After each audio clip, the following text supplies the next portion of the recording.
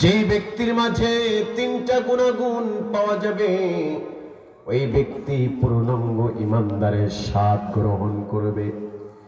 আর আমি রাসূল বললাম সানাজমাউ ফিল জান্নাহ, কিয়ামতের কঠিন বিভীষিকাময় হাসরের ময়দানে ওই ব্যক্তির জন্য ওয়াজাবাত লাহুল জান্নাহ, তার জন্য জান্নাতটা ওয়াজিব হয়ে যাবে।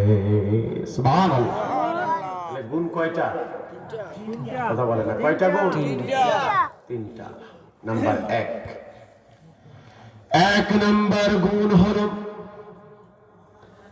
আল্লাহর হাবিব তার জান্নাতি জবানে মুবারকে বলেন, উম্মাত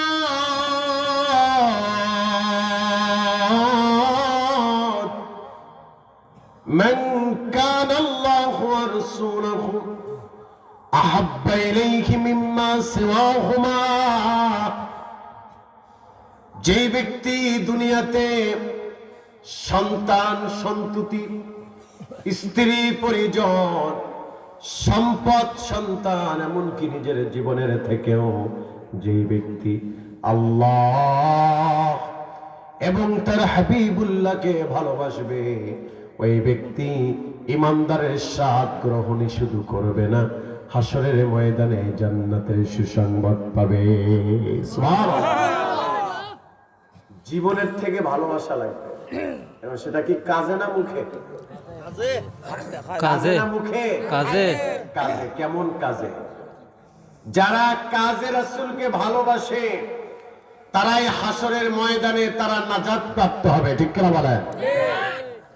আল্লাহর হাবিবের একজন জলিলুল কদর সাহাবী সিদ্দিকে আকবর, নাম শুনছেন?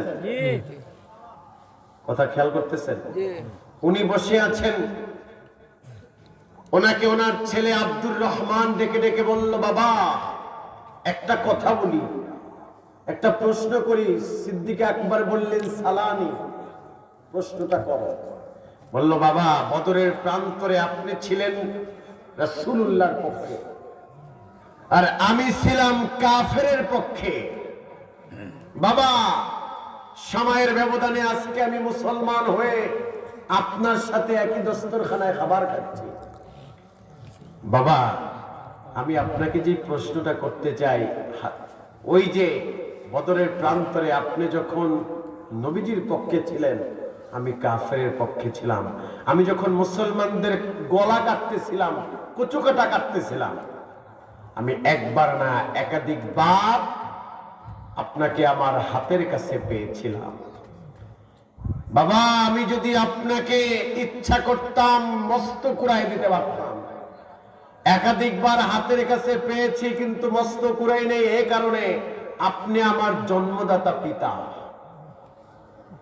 এই কথা শোনার সঙ্গে সঙ্গে সিদ্দিক একবার খাবারের প্লেটটা সরাই দিলেন, তিনি দাঁড়ায় গেলেন, আসমানের দিকে তাকালেন, তাকাই বললেন, আল্লাহি তাল্লাহি বিল্লাহি, সেই রবের কসম করে বলি যার হাতে আমার জীবন আমার মরণ, সে আল্লাহর কসম করে বলি তুমি আমাকে বদরের প্রান্তরে পেয়েছো, বাবা হওয়ার কারণে আমাকে ছেড়ে দিয়েছো, আর আমি যদি তোমাকে বদরের প্রান্তরে আমার কাছে পাইতাম, তুমি আমার রাসূলুল্লাহর বিপক্ষে থাকার কারণে আমি তোমাকে টুকরো টুকরো করতাম, এমন কোন শক্তি নাই আমার হাত থেকে তোমাকে কেউ বাঁচাতো। আল্লাহু আকবার, আল্লাহু আকবার। এটা হচ্ছে ভালোবাসা, ঠিক না? যারা আল্লাহ এবং তার রাসূলকে ভালোবাসে আমল দিয়া, তারা হচ্ছে প্রকৃত পক্ষে নাজাত প্রাপ্ত মানুষ, আর এদের জন্যই তো জান্নাত অপেক্ষা করছে। ঠিক কিনা বলেন? আর আমাদের মুখে মুখে শুধু বলা নবীকে ভালোবাসি, তার জন্য জীবন দিতে পারি, অথচ ফজরের আজান দিলে মসজিদের কাতারে ইমাম মুয়াজ্জিন ছাড়া, খাদিম ছাড়া আর মুসল্লি পাওয়া যায় না। কথা বলেন ঠিক কিনা? অথচ মুখে মুখে বলে নবীকে ভালোবাসি, ফজরের নামাজের দিকে তাকালে মুসল্লি হাতের কাছে পাওয়া যায় না। তাহলে আপনি মনে রাখবেন একটা কথা আপনাকে বলতে চাই, ভাই খামোশ হয়ে যান। নবীর চাচা আব্দুল মুত্তালিব, নবীর চাচা আবু লাহাব, আবু জাহেলরা নবীকে ভালোবাসছে কিনা? নবীকে প্রথম কালিমা প্রকাশ করার আগে নবীকে ভালোবেসেছে না? নবীকে ভালোবেসেছে, আদর দিয়েছে, যত্ন করেছে, কিন্তু নবীর প্রতি তারা ঈমান আনে নাই। যারা মুখে মুখে বলবে নবীকে ভালোবাসে কিন্তু আমলের খাতা জিরো, এদের কিয়ামতের ময়দানে দাঁড়াতে হবে কিন্তু নবীর চাচাদের কাতারে। আর যারা আমল দিয়া জীবন গড়বে তারা দাঁড়াবে সিদ্দিকে আকবরের, আবু বকরের কাতারে। সুবহানাল্লাহ বলেন, চিল্লায় পড়েন আল্লাহু আকবার। আহারে, তারাই তো জীবনের থেকে রাসূলকে ভালোবাসে যারা আখিরাতকে ভয় করে, ঠিক না বলেন? যারা আখিরাতকে ভয় করে তারাই জীবনের থেকে নবীকে ভালোবাসবে। কারণ কিয়ামতের ময়দান, হাসরের ময়দান এমন বিভীষিকাময়, সেদিন এই কঠিন মুসিবতের দিনে